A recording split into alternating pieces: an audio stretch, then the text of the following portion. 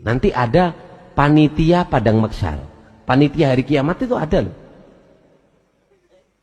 Ada panitianya. Nanti termasuk panitia hari kiamat itu, panitianya kiamat itu adalah keluarganya Nabi sallallahu alaihi wasallam.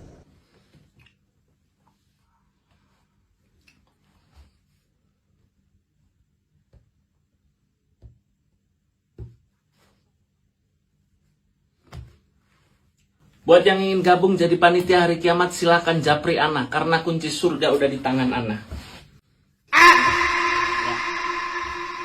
Para habaib sekarang benar-benar jadi cemohan warga Indonesia sekarang. Jadi, kehidupan habaib yang dulunya bagaikan raja yang dihormati semua kalangan umat Islam, sekarang bagaikan sampah tidak ada lagi harganya.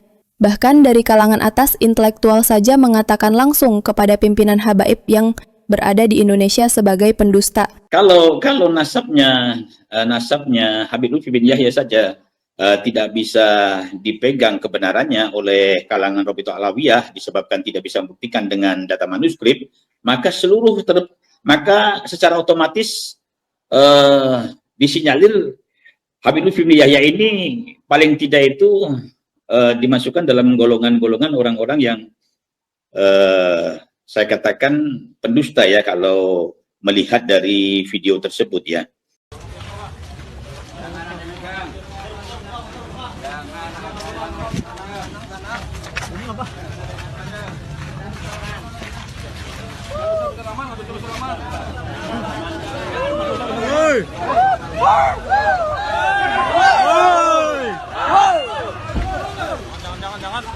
Nah, itulah yang terjadi kepada Habib palsu yang tidak bisa menunjukkan bukti silsilahnya yang tersambung ke Rabithah Alawiyah. Mereka dianggap pendusta dan dieksekusi massa.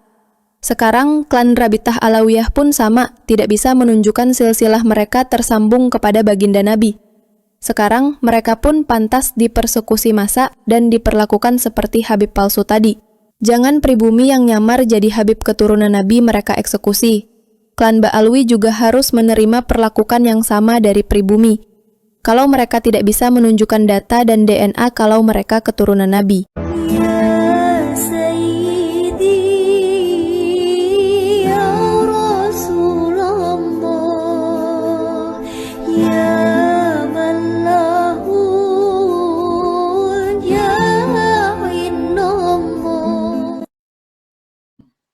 Sampai saat rekaman itu dibuat itu Habib Lutfi bin Yahya itu belum bisa menunjukkan bukti-bukti manuskrip tua yang menunjukkan Habib Lutfi ini adalah dzurriyyah baginda Nabi Muhammad SAW. Nah, karena beliau Habib Lutfi bin Yahya itu belum bisa menunjukkan bukti-bukti yang akurat dengan menggunakan data-data manuskrip yang bisa dipertanggungjawabkan, maka secara otomatis apa yang menjadi perkataan atau keterangan yang diberikan oleh Habib Lutfi bin Yahya tentang nasabnya sampai ke baginda Rasulullah SAW ini tidak bisa dipertanggungjawabkan, yang akhirnya apa yang beliau katakan itu tidak bisa dipegang. Kami mendapatkan tugas dari Maulana Habib Lutfi bin Yahya untuk mencari makam salah satu beliau yang berada di Kecamatan Maos.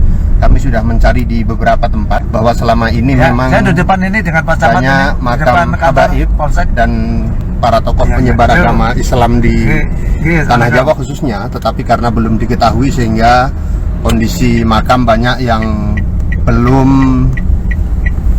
layak sebagaimana pemakaman para aulia. Sebagai informasi kami sampaikan bahwa nanti setelah makam tersebut ditemukan keberadaannya, beliau Al-Mukarram Maulana Habib Muhammad Lutfi bin Yahya akan berkunjung ke Cilacap untuk suatu acara dan akan menyempatkan untuk berziarah ke makam yang sudah diba'alawikan. Begitulah maksudnya. Semua warga Indonesia tahu bahwa Habib Lutfi dianggap penjahat pembuat makam palsu. Jadi tidak ada keraguan lagi.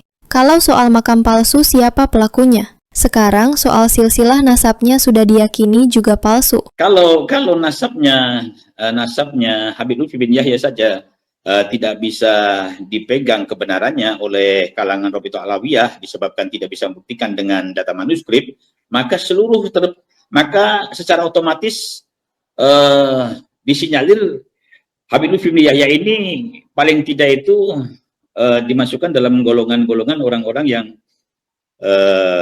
saya katakan pendusta ya kalau melihat dari video tersebut ya. Nah, ini menyebabkan semua informasi yang datangnya dari Habib Lutfi itu bisa jadi tidak bisa dipegang juga semuanya. Karena Habib Lutfi sendiri di dalam kebenaran keabsahan nasabnya saja belum bisa membuktikan dengan kekuatan data manuskrip seperti itu. Sekarang Habib Bahar lagi dibongkar Allah tentang kelakukan busuknya. Semakin banyak kebusukan habaib terkuak di media massa. Bukan saja Habib Semar, Habib Ali Jindan, ternyata Habib Bahar pun tergolong penjahat kelamin. Habis menikahi wanita tidak ditanggung-jawabi. Bener nggak dinafkahi? Kabarnya dikasih mobil gak tuh? Boro-boro mobil. Rumahnya aja dikontrakin, ditipu oleh si Bahar ini. Dia ngomongnya gue ini istri terakhirnya, ternyata nihil. Dia punya istri lagi di Kalimantan. Katanya lupa ngasih tahu ke aku. Bukan dikontrakin, maaf. Habis nikah aja dia bilang dia beli rumah buat aku, dikasih mobil. Oh, mobilnya disita, rumahnya dikontrak. Maksudnya tadi ngontrak, bukan dikontrakin, terus saya rumahnya dia lagi. Terus dia bilang kalau ke pasar nggak usah naik mobil ya, soalnya Umi sama istri aku kalau ke pasar nggak pernah naik mobil. Lah emangnya gue yang nyuruh lu buat ngantarin kita ke pasar tuh naik mobil. Lu sendiri yang awalnya bilang nanti kita siapin semua ya fasilitasnya, rumah, mobil. Nah giliran kita mau naik mobil ke pasar lu ngomongnya kayak gitu. Jadi semakin terang ya, keturunan Nabi itu tidak bakal berbuat hal keji seperti itu.